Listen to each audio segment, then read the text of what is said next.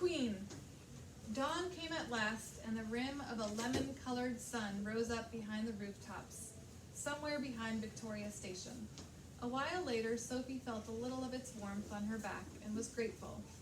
In the distance, she heard a church clock striking. She counted the strikes. There were 7.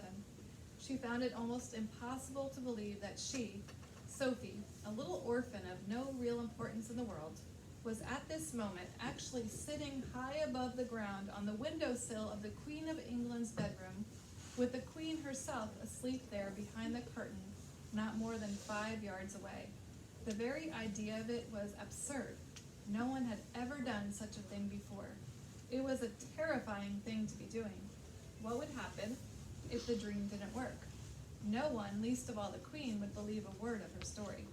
It seemed possible that nobody had ever woken up to find a small child sitting behind the curtains on his or her windowsill. The Queen was bound to get a shock. Who wouldn't?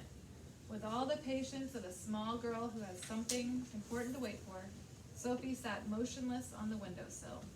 How much longer, she wondered. What time do queens wake up? Faint stirrings and distant sounds came to her from deep inside the belly of the palace. Then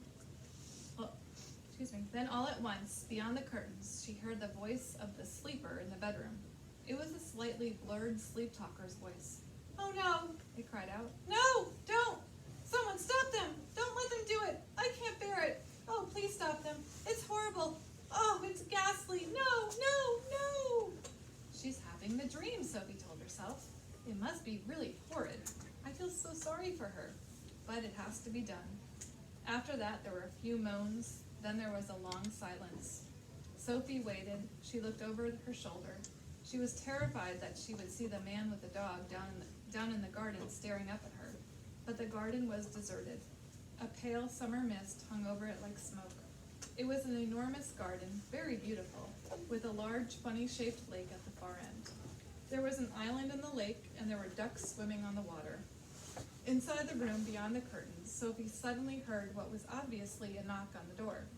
She heard the doorknob being turned. She heard someone entering the room. "Good morning, Your Majesty," a woman was saying. It was the voice of an oldish person. There was a pause and then a slight rattle of china and silver. "Will you have your tray on the bed, ma'am, or on the table?"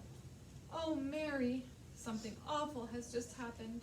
This was a voice Sophie had heard many times on radio and television, especially on Christmas Day. It was a very well-known voice. "Whatever is it, ma'am? I've just had the most frightful dream. It was a nightmare. It was awful." "Oh, I'm so sorry, ma'am, but don't be distressed. You're awake now, and it will go away. It was only a dream, ma'am." "Do you know what I dreamt, Mary? I dreamt that girls and boys were being snatched out of their beds at boarding school and were being eaten by the most ghastly giants. The giants were putting their arms in through the dormitory windows and plucking the children out with their fingers, one lot from a girls' school and another from a boys' school. It was all so vivid, Mary. It was so real." There was a silence. Sophie waited. She was quivering with excitement. But why the silence? Why didn't the other one, the maid, why didn't she say something? "What on earth's the matter, Mary?" the famous voice was saying. There was another silence. "Mary, you've gone as white as a sheet. Are you feeling ill?" There was suddenly a crash and a clatter of crockery, which could only have meant that the tray the maid was carrying had fallen out of her hands. "Mary!" the famous voice was saying rather sharply. "I think you'd better sit down at once. You look as though you're going to faint. You really mustn't take it so hard just because I've had an awful dream." That isn't the reason, ma'am." The maid's voice was quivering terribly. "Then for heaven's sake, what is the reason?" "I'm very sorry about the tray, ma'am." "Oh, don't worry about the tray, but what on earth was it that made you drop it? Why did you go as white as a ghost all of a sudden?" "You haven't seen the papers yet, have you, ma'am?" "No, what do they say?" Sophie heard the rustling of a newspaper as it was being handed over. "It's like the very dream you had in the night, ma'am." "Rubbish, Mary. Where is it?" "On the front page, ma'am. It's the big headlines." "Great Scott!" cried the famous voice.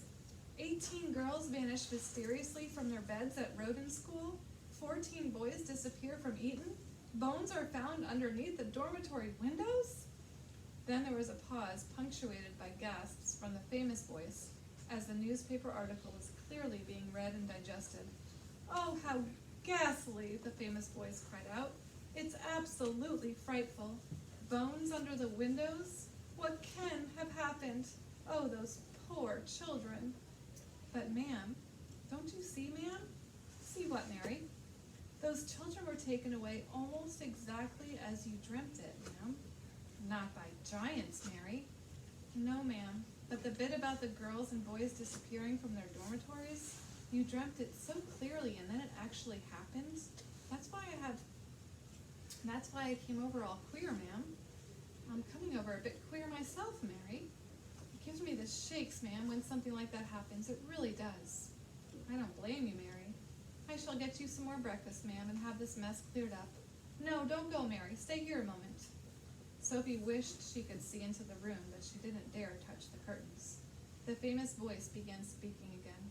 "I really did dream about those children, Mary. It was clear as crystal." "I know you did, ma'am. I don't know how giants got into it. That part was rubbish.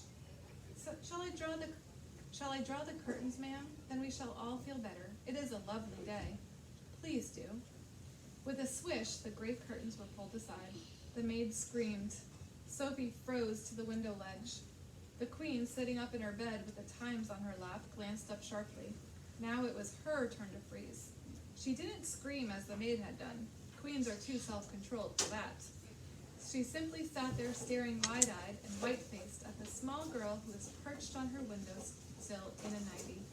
Sophie was petrified. Curiously enough, the queen looked petrified too. One would have expected her to look surprised, as you or I would have done, had we discovered a small girl sitting on our windowsill first thing in the morning. But the queen didn't look surprised. She looked genuinely frightened. The maid, a middle-aged woman with a funny cap on the top of her head, was the first to recover. "What in the name of heaven do you think you're doing in here?" she shouted angrily to Sophie. Sophie looked beseechingly towards the queen for help. The queen was still staring at Sophie, gaping at her would be more accurate. Her mouth was slightly open, her eyes were round and wide as two saucers, and the whole of that famous, rather lovely face was filled with disbelief. "Now listen here, young lady, how on earth did you get into this room?" the maid shouted furiously. "I don't believe it," the queen was murmuring. "I simply don't believe it." "I'll take her out, ma'am, at once," the maid was saying. No, Mary, don't do that." The queen spoke so sharply that the maid was quite taken aback. She turned and stared at the queen. What on earth had come over her? It looked as though she was in a state of shock. "Are you all right, ma'am?" the maid was saying. When the queen spoke again, it was in a strange, strangled sort of whisper. "Tell me, Mary," she said. "Tell me quite truthfully. Is there really a little girl sitting on my windowsill, or am I still dreaming?" "She is sitting there all right, ma'am, as clear as daylight, but heaven only knows how she got there. Your Majesty is certainly not dreaming at this time." "But that's exactly what I did dream," the queen cried out. "I dreamt that part as well. I dreamt there would be a little girl sitting on my windowsill in her nightie, and she would talk to me." The maid, with her hands clasped across her starched white bosom, was staring at her mistress with a look of absolute disbelief on her face. The situation was getting beyond her. She was lost. She had not been trained to cope with this kind of madness. "Are you real?" the queen said to Sophie. Yes, Your Majesty," Sophie murmured. "What is your name?" "Sophie, Your Majesty." "And how did you get on top of my windowsill?" No, don't answer that. Hang on a moment. I dreamed that part of it too. I dreamed that a giant put you there." "He did, Your Majesty," Sophie said. The maid gave a howl of anguish and clasped her hands over her face. "Control yourself, Mary," the queen said sharply. Then to Sophie she said, "You are not serious about the giant, are you?" "Oh yes, Your Majesty, he's out there in the garden now." "Is he indeed?" the queen said. The sheer absurdity of it all was helping her to regain her composure. "So, he's in the garden, is he?" she said, smiling a little. "He is a good giant, Your Majesty," Sophie said. "You need not be frightened of him." "I'm delighted to hear it," said the queen, still smiling. "He's my best friend, Your Majesty." "How nice," the queen said. He's a lovely giant, your majesty. I'm quite sure he is, the queen said, but why have you and this giant come to see me? I think you had dreams of that part of it too, your majesty, Sophie said calmly. That pulled the queen up short. It took the smile right off her face. She certainly had dreamed that part of it. She was remembering now how at the end of the dream it had said that a little girl and a big friendly giant would come and show her how to find the 9 horrible man-eating giants. But be careful, the queen told herself. Keep very calm, because this is surely not very far from the place where madness begins. You did dream that, didn't you, your majesty? The maid was out of it now. She just stood there goggling.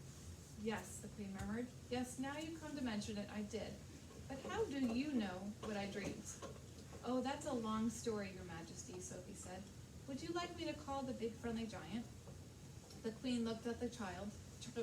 The child looked straight back at the queen, her face open and quite serious. The queen simply didn't know what to make of it. Was someone pulling her leg, she wondered. Shall I call him for you, Sophie went on. You'll like him very much. The queen took a deep breath. She was glad no one except her faithful old Mary was here to see what was going on. Very well, she said, you may call your giant. No, wait a minute. Mary, pull yourself together and give me my dressing gown and slippers. The maid did as she was told. The queen got out of bed and put on a pale pink dressing gown and slippers. You may call him in now, the queen said. Sophie turned her head toward the garden and called out, BFG, Her Majesty the Queen would like to see you. The queen crossed over to the window and stood beside Sophie. Come down off that ledge, she said. You're going to fall backwards any moment. Sophie jumped down into the room and stood beside the queen at the open window. Mary, the maid, stood behind them. Her hands were now planted firmly on her hips, and there was a look on her face which seemed to say, I want no part of this fiasco. I don't see any giant, the queen said. Please wait, Sophie said. Shall I take her away now, ma'am? The maid said. Take her downstairs and give her some breakfast, the queen said. Just then, there was a rustle in the bushes beside the lake. Then out he came, 24 feet tall, wearing his black cloak with the grace of a nobleman, still carrying his long trumpet in one hand. He strode magnificently across the palace lawn towards the window. The maid screamed. The queen gasped. Sophie waved. The BFG took his time. He was very dignified in his approach. When he was close to the window where the 3 of them were standing, he stopped and made a slow, graceful bow. His head, after he had straightened up again, was almost exactly level with the watchers at the window. Your Magister, he said, I is your humbug servant. Wow. He bowed again. Considering she was meeting a giant for the first time in her life, the queen remained astonishingly self-composed. We are very pleased to meet you, she said. Down below, a gardener was coming across the lawn with a wheelbarrow. He caught sight of the BFG's legs over to his left. His gaze traveled slowly upwards along the entire height of the enormous body. He gripped the handles of the wheelbarrow. He swayed, he tottered, then he kneeled over on the grass in a dead faint. Nobody noticed him. Oh, Magister, cried the BFG. Oh, Queen, oh, Monarcher, oh, Golden Sovereign, oh, rulers of straight lines, oh, Sultana, I has come here with my little friend Sophie to give you a... The BFG hesitated, searching for the word. We'll just finish this chapter, Emma, then you can go. Emma, you want to stay and wait? Sure. Okay, we're almost done. Assistance, the BFG said, beaming. The queen looked puzzled. He sometimes speaks a bit funny, your majesty, Sophie said. He never went to school. Then we must send him to school, the queen said. We have some very good schools in this country. I has great secrets to tell your magister, the BFG said. I should be delighted to hear them, the queen said, but not in my dressing gown. Shall you wish to get dressed, ma'am, the maid said. Have either of you had breakfast, the queen said. Oh, could we, Sophie cried. Oh, please, I haven't eaten anything since yesterday. I was about to have mine, the queen said, but Mary dropped it. The maid gulped. I imagine we have more food in the palace, the queen said, speaking to the BFG. Perhaps you and your little friend would care to join me.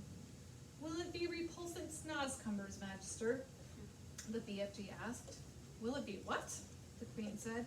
Stinky snozcumbers, the BFG said. What is he talking about? The queen said.